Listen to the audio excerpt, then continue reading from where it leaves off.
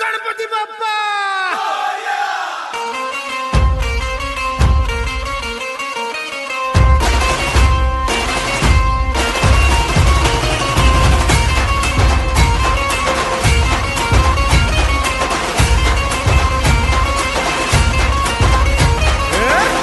नमन करुणी वंदन इडा मांडून इडा देवाला इडा गावाला इडा पाटलाला इडा मंडळीला